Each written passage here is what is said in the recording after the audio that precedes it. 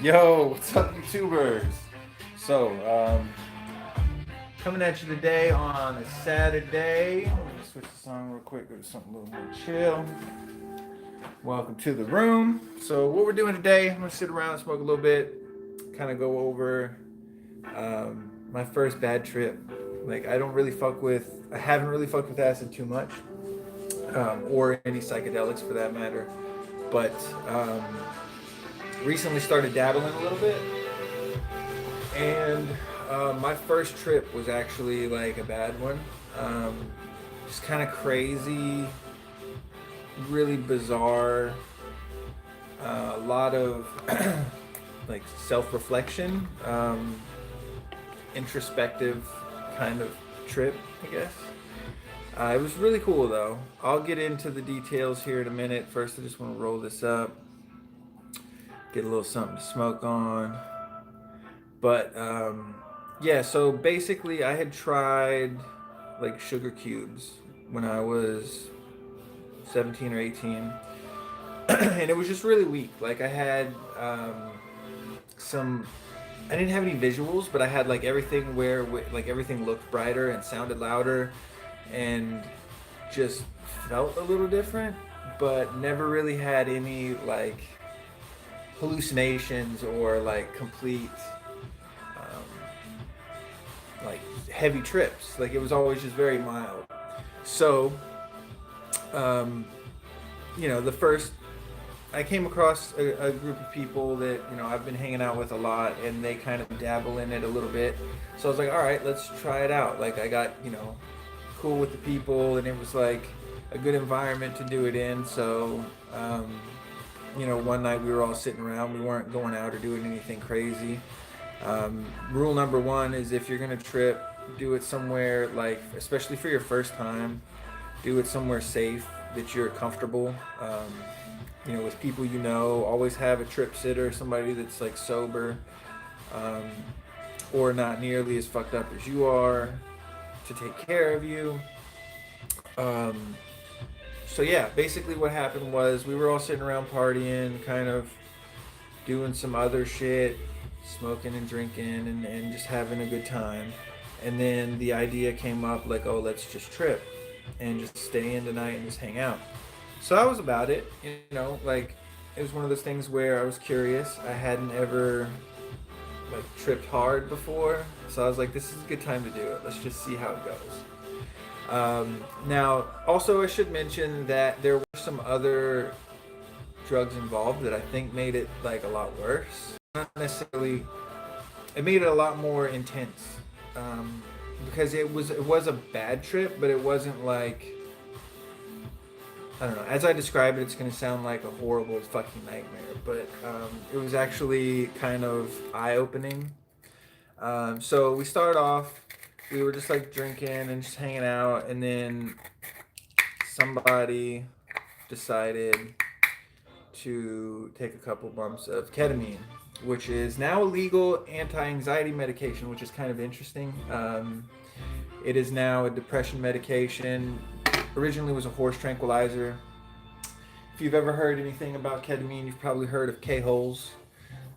Basically, it's a dissociative, so it makes you feel kind of fuzzy, a little off, just different. Everything, like, to me, everything feels kind of slow, and like the ground gets kind of like, you feel like you're walking on sponges or something. It's kind of an odd sensation. So that being said, we weren't doing a whole lot of that. I had done like a couple little baby bumps just to see what it was about. Um, but then we took the acid, and it was like great for the first hour, hour and a half. It was like, the only thing I can compare it to is similar to the feeling of taking like an ecstasy pill, which would be, like extreme euphoria. Everything feels cool, looks cool, sounds cool. Like, you get trails. Like, we have like a pixel whip, which is like a fiber optic whip that it's like a flashlight with long fucking strands on the end of it, and it lights up. When you wave it, like, you get these crazy trails, which was cool as fuck. So for the first part of it, it was amazing. Like, it was just a great couple hours.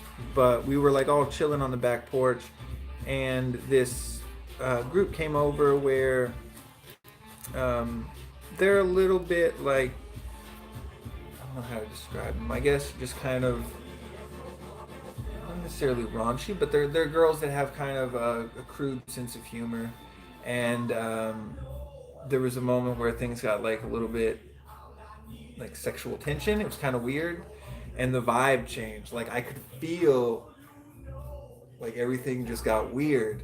So that was part of it, and it kind of created a little bit of like awkwardness in the air, um, which kind of led down the rabbit hole, so to speak. Uh, so like we're all sitting there, and we were playing with like the pixel whips and just kind of like enjoying the trip, and then all of a sudden, my girlfriend was like, the whips that we were playing with weren't ours, and they were like broken, so the strands were very, very short, and we're used to having that like longer one, and when you wrap it around yourself it feels cool and it looks cool, and she wanted hers. So we were like 20 minutes from her house, and I was like, well, we can go pick it up. I wasn't tripping that bad, like I just kind of started feeling it. And the homeowner that we were with was like, I could feel immediately. She was like, "No, you can't go anywhere." Da da da da.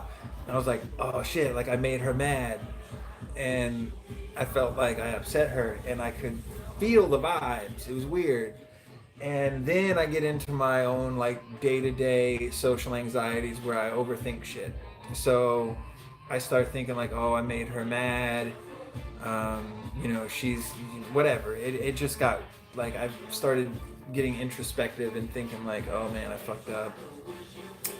And then from there, it got weird because I started like losing, like, this is where like the little bit of ketamine that I did, I think, kind of comes into play, because I started kind of coming in and out of reality. Like, I would be sitting there, and again, this is another thing to mention. The music makes a huge difference. So the crowd that we hang with is kind of heavy into like, excision and the heavy bass, like crazy, aggressive music. So that kind of sent me down a weird path too, because like it all sounded the same, and I started to feel like I was stuck in a loop. Like, I would go into a trip and I would like lose reality for a moment, and then when I would come back, everything sounded the same and like looked the same, and it was just really fucking weird. So it got to a point where I would go into like the trip, and it was like a dark trip. Like, it was bad on like, the only way I can describe it, if you've never done any psychedelics, basically what happens is you kind of go into like a trip state where you're hallucinating and things are weird as fuck, and then all of a sudden, boom, you snap back and everything's normal. Like, everything was like, okay, I'm back to reality. Like, I got this. I can control this. I know it's going to happen again. When it does, I know what's going on. Like, this isn't real. This is just imaginary. Like, this is just the drugs. So I kept going into the trip world, and it was like dark. Like, it was dim, kind of odd, and I could feel everybody like start to worry. I guess because I would just go quiet, and everybody would ask how I was, and am I okay, and blah blah blah. And then it's like I started stressing, like, oh, am I okay? Like, what is going on? Um, it was really weird. So it was like I would go into a bad trip, and then you just have to find some sort of like something that makes you happy. And I would like find my girlfriend and hug her, and I would come back to reality, and everything would be okay. But what started happening was I felt like I was stuck in a loop. So every time I would come out of the trip, I felt like everything sounded the same and looked the same, and like I felt like I was dying. This is where it gets fucking deep, because like we had been drinking, we had been doing some other stuff, and then we took the acid, and then it was like, oh shit, maybe I did too much. And in my head I start thinking that, like, oh fuck man, I did too much. And then like it got to the point where I thought I was dead. Like, I thought the loss, like the loop that I was stuck, was me falling out of reality and like dying, basically. It was super fucking weird. So as I start to get deeper and deeper into the trip, the times that I was disassociating and going into that dark realm, which I like to consider like the upside down, it was really fucking strange. I would go. This is where it gets dark because in my head, I'm like, oh shit, maybe I died. Like I felt like I was in purgatory because at some point they were like trying to like, oh, you need to just go inside and sit down and get away from the music. And when they were trying to get me inside, it was like when I got inside, I felt trapped. Like they were trying to like they sent me to the living room first, and then I was sitting in the living room with my girlfriend just talking, and like my perception of time was fucked. Like I couldn't find my phone, and I was stressing about that. I'm like, oh well, what time is it? How long ago did I take it? How long is this gonna last for? And I couldn't get a grasp on time. So that's why I felt like I was dead. It was really fucking weird. And it was the kind of the time of day where, well, not even day, it was like, 3 or 4 in the morning at this point. We popped off at like probably 11, something like that. And by the time it got like deep into the dark side of the trip, it was kind of like in the early morning. And they were like, oh, you just need to like go lay down. This is where it gets fucking really weird because they have a room. It's like, just like all unicorn stuff, like plush animals. It's like pink and it's very very like girly room. I had never been in this room. Oh no, dude, I know I'm a Christian dude. You see the cross? I know. It's that's not the issue. The issue was I needed the drugs out of my system, or I needed to have the self awareness that this is just like a dream. You know what I mean? This is not a real, and it's not a real thing, and it's not permanent. It's gonna go away. So what happened was they sent me from the living room into the unicorn room to lay down, and when I was laying there, it was just like quiet, which is weird because then all you do is sit and think. And I was just laying in the bed, and there's this thing on the wall, right? It's like a plaque, and it says like to-do list. So I'm laying there tripping balls and feeling like I'm in purgatory almost because it's dead quiet. It's like the party's over. Acid, there's LSD, and also like a little bit of ketamine. Something that I have dabbled in a little bit here and there, but never with another substance. And this is what caused the depth of the trip. Like the hole that I went down was because of the ketamine for sure. But basically, laying in the room, to-do list on the wall, feeling like I'm already dead. Like I'm in purgatory, like I'm in limbo. Like the music's all off. It's quiet as fuck in the house. Everybody's outside having fun. Meanwhile, I'm in the bed and I start like, oh, I'm the definition of a bad trip. Like I'm laying here, people are like catering to me, and it was just like all of this anxiety of, my day to day, like just internalization of stress started to fuck with me. And I convinced myself that I was dead, like that I felt like I had OD'd.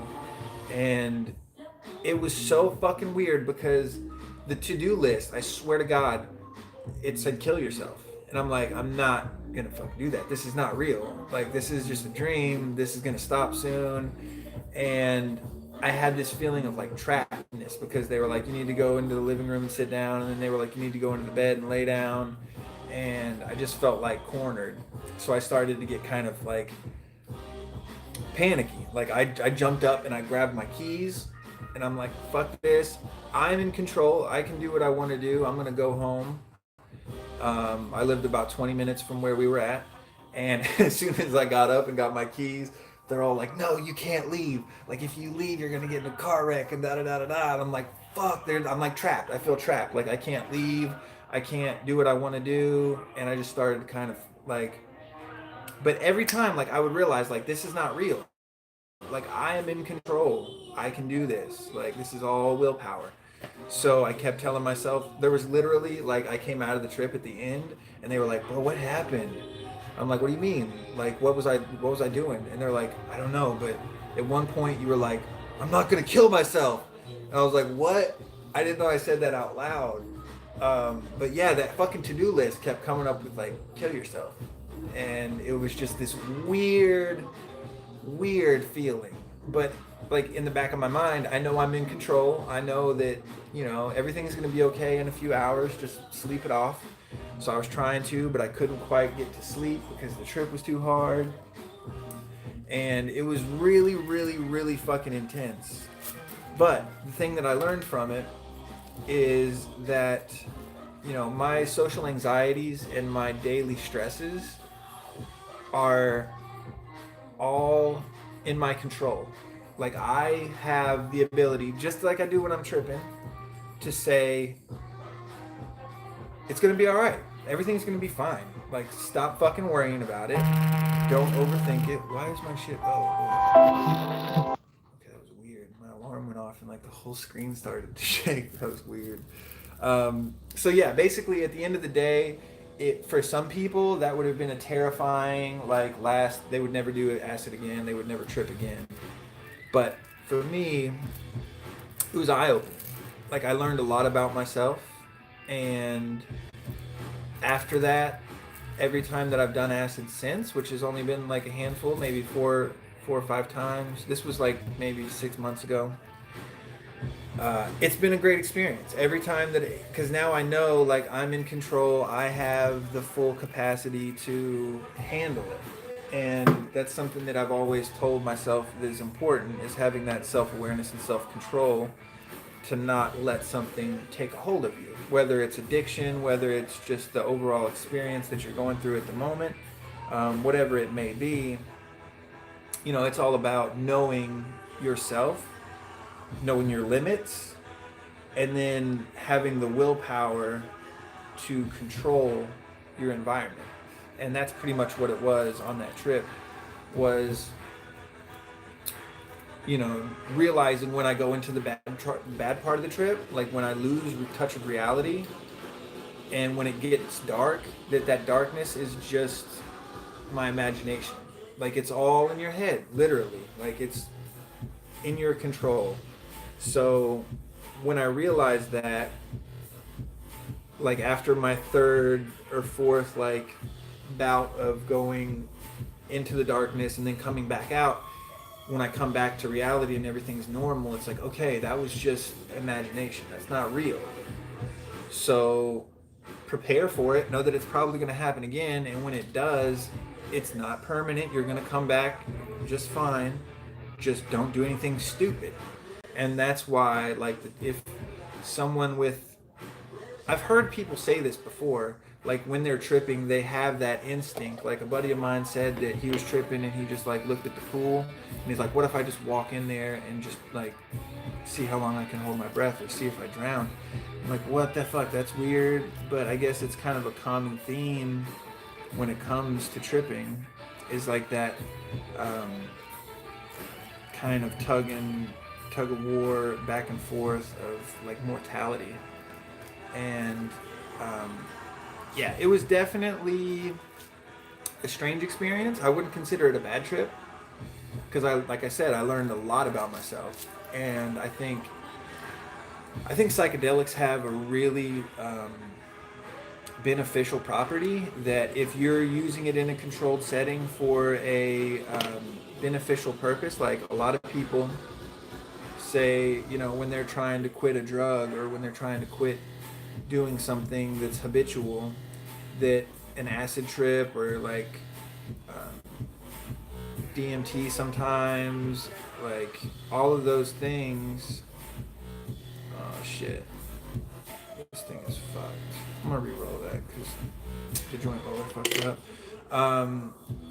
But yeah, basically, if you can do something and know that it's for the greater good, like you're doing it to try and overcome something that you're weak to. A lot of people, ayahuasca, right? Ayahuasca is a root that a lot of South American tribes, they use it to extract DMT from. Well, actually, they don't extract the DMT. They make it into a drink and you drink it. But the active ingredient that fucks you up is the DMT.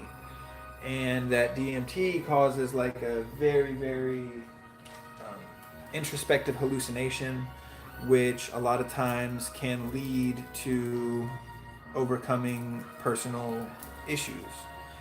Um, there's actually a couple of really cool videos of that in process. So if you know Chelsea Lately or Chelsea Handler, she used to have the show Chelsea Lately on ETV. She got a show on Netflix called Chelsea Does. On that show, she goes around and basically tries different stuff. She goes to like a weed dinner and has like a huge just weed experience, and then she goes to South America and does ayahuasca. And now, if you know Chelsea Handler, or yeah, Chelsea Handler, she's very like strong-minded woman, very like kind of masculine a little bit, like tough girl type attitude. Um, very very strong personality. Let's just say that. Now she does the ayahuasca. She's never been an emotional person. Like you never hear her talk about her personal life or anything like that on TV. If it is, it's kind of jokingly about her relationships or whatever it may be. But they go down there as she goes with a group, like 2 or 3 friends. They go see like a shaman in South America. Now the shaman basically gives them. They go the first night. They lay in a hut. He plays music on this like at like a whatever you call it, the tribal instrument, whatever it is. She lays there, ends up saying like, "Oh, I didn't have any experience from it. Like she didn't get any. Like she wanted a stronger dose." So the next night, all of her friends, meanwhile, had an amazing night. Now she's laying there and just didn't get anything from it. So the following night, she goes and does it, and has this like breakthrough moment where she's just laying there and they're like videotaping her kind of lost in this, whatever world she's in. And then all of a sudden she just starts crying, like in her trip, like dead tripping, just like zoned out, eyes closed, starts crying. And then she wakes up the next morning and she's like, "Oh, I've always had like the worst relationship with my sister and we've never gotten along and blah blah blah." And she's like going through that experience, that trip that she went on. She saw things from her sister's perspective and like started to sympathize for her sister and like had a whole revelation about her family life. And I don't know, to me that was like super interesting. What's going on, Sam? Welcome to the room. We're sitting here talking about drug experiences and how some can be beneficial, especially when it comes to like psychedelics. So we're talking about Chelsea Handler doing ayahuasca on the Chelsea Does show. It's on Netflix if you guys want to check it out. Long story short, she had a really good experience from it, and she said that it was one of the best things that she's ever done in her life, and she has now a better connection with her sister, and just lots of good things came from it. Now, same thing goes for, there are different like types of DMT. DMT is a chemical that is produced naturally in your body. It's also a naturally occurring chemical that's in hundreds of different like plants, and it can be extracted and smoked or consumed like through drinking or however you process it. But in the end, what it does is it creates a trip that is like very very intense. You kind of zone out and go to what others describe as, I've never done it, so I don't know, but I've been told that it is like going into another dimension where you communicate with higher beings. And it sounds kind of scary, but every experience that I've seen from it, well, not every experience, but there's another show called Hamilton's Pharmacopoeia. It's on Vice. Really good show. It's kind of funny because he's like a scientist, a nerdy white guy, and he travels around and does psychedelic drugs like on camera. So he goes to, I don't know where they're at there, but it's basically where, if you've ever heard of like tripping from frogs, like lick a toad and you start tripping, it's because those toads produce a venom that contains 5-MeO DMT. That DMT creates a very very intense trip. So the cool thing about this episode, you know, he goes and shows how they collect it and how they process it and how they do all the stuff with the frogs. And then he shows like the shaman doing the ritual. They're like at a riverside, very very chill. The first guy that does it has this crazy fucking reaction. He's like shaking and screaming and like thrashing around in the water, and like he at the end he starts to vomit and just like. But when he comes out of it, like the shaman was saying, like, oh, that's like the demons leaving his body. Like that's all the bad energy, you know, just rushing out. So from seeing that, if I would have been Hamilton and I'm the next up to fucking take the hit, I would have been fucking terrified. But, you know, he goes ahead and does it. And the experience that he went through was beautiful. Like, absolutely fucking amazing. I don't want to ruin it because it's worth watching. But I will say this. He is a scientist, so he's very, like, pragmatic, very kind of closed-minded, I guess is a good way to put it. So he comes out of the trip and like literally has this like just fucking ear to ear grin, just like happy as can be. And he's like, I never understood the capacity of love. Like when some like that love could not be quantified. As in if someone says that I made this with love, like I put love into this. He was like, before I would say bullshit. Like there's no way that you can quantify that. You can't tell me how much love you put into it. You can't like prove that there's love in it. But he comes out of this trip and is literally like changed completely. And it was the most beautiful thing to see somebody that's like so, you know, scientific and so like by the books, that if something is not stated clearly and evidence is there for it, that he thinks it's bullshit. So to see him come out of that trip and be like, that changed, was fucking amazing. But yeah, it's psychedelics are an interesting thing. I really think that it has a beneficial property if it's done in the right setting with the right people. It can be very beneficial, very helpful.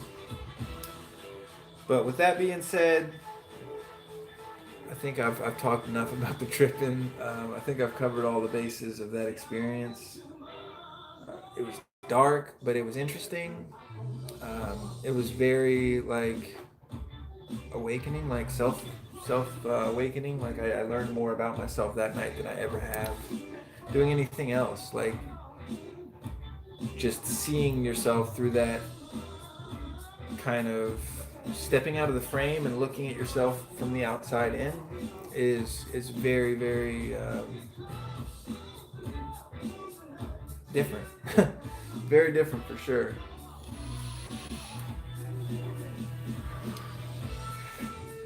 So anyway, that's 30 minutes of rambling out of the way almost. So what I'm going to do now, I'll probably cut this off, come back, smoke this joint, make another video specifically for the J-Sesh.